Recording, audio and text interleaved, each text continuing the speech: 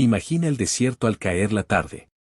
El cielo rojo, el viento levantando polvo y un vaquero solitario, cansado, herido y sin municiones.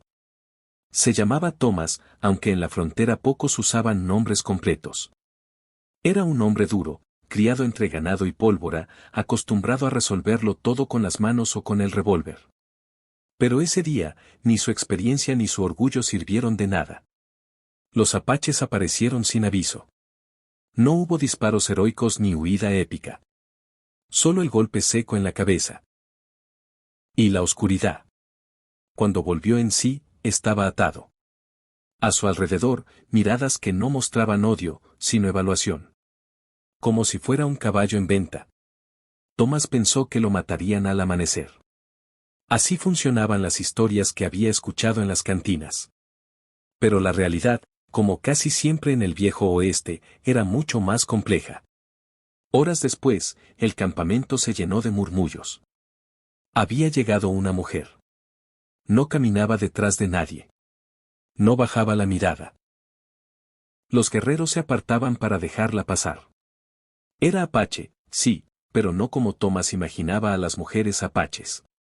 Llevaba la cabeza en alto, la mirada firme y una cicatriz fina cruzándole el pómulo izquierdo. Esa cicatriz contaba una historia, y no era de debilidad. Ella era Nantara. Hija de un jefe, viuda desde hacía 2 inviernos. Había perdido a su esposo en una emboscada y, según las costumbres de su pueblo, tenía derecho a elegir un nuevo marido si lo consideraba necesario para su familia y su supervivencia. Pero lo que nadie esperaba, era su elección. Thomas fue llevado al centro del campamento. Los ancianos discutieron. Se intercambiaron mantas, caballos, armas. Él no entendía el idioma, pero entendía el gesto. Estaban negociando por él. Su estómago se cerró. No sabía si aquello era peor que la muerte. Y entonces ocurrió. Nantara se acercó, lo observó en silencio, levantó su mentón con 2 dedos y habló con calma. No gritó. No dudó. Dijo una sola frase que fue traducida por uno de los guerreros que hablaba algo de español: yo lo compro. En ese instante, Thomas dejó de ser prisionero, para convertirse en propiedad. Y aunque su orgullo de vaquero gritaba dentro de él, también sabía una cosa: seguir con vida ya era una victoria. Esa noche, lo desataron. Le dieron agua, comida y una manta. Nadie lo golpeó. Nadie lo insultó. Y cuando el campamento quedó en silencio, Nantara entró a la tienda donde él estaba sentado, rígido, esperando lo peor. El fuego proyectaba sombras largas en las paredes de piel. Ella se sentó frente a él, sin armas visibles, y lo miró como quien observa algo que todavía no decide si confiar o no. Fue entonces cuando le dijo, en un español torpe pero claro: no eres esclavo. Eres mi marido. Si huyes, te casarán. Si te quedas, vivirás. Así. Sin poesía. Sin promesas falsas. Thomas no respondió. No podía. Su mundo entero se había dado vuelta.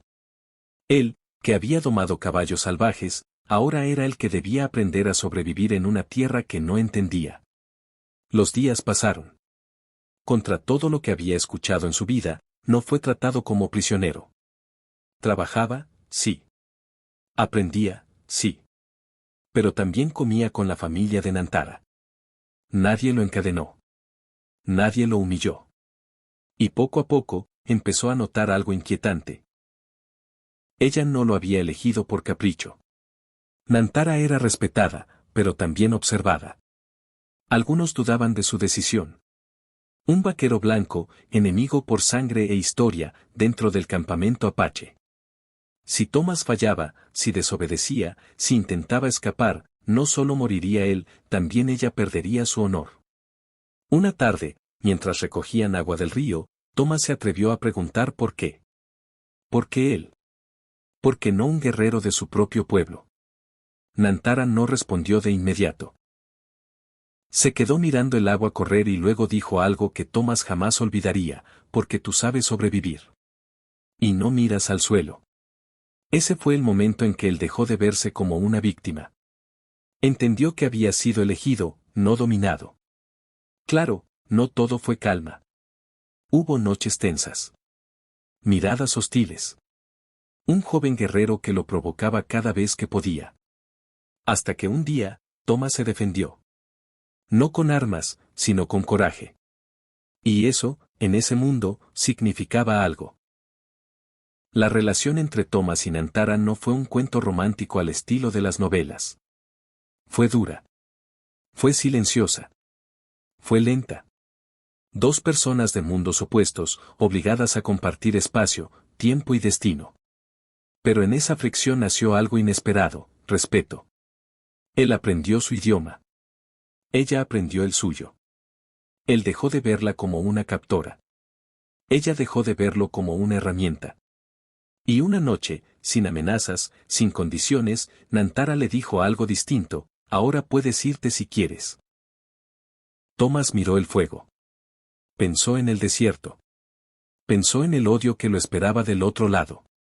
Pensó en todo lo que había perdido, y en lo que había encontrado sin buscarlo. Y decidió quedarse. Años después, los rumores corrían por la frontera. Hablaban de un vaquero que vivía entre los apaches. Que ya no disparaba primero. Que caminaba junto a una mujer marcada por la guerra, pero fuerte como la montaña.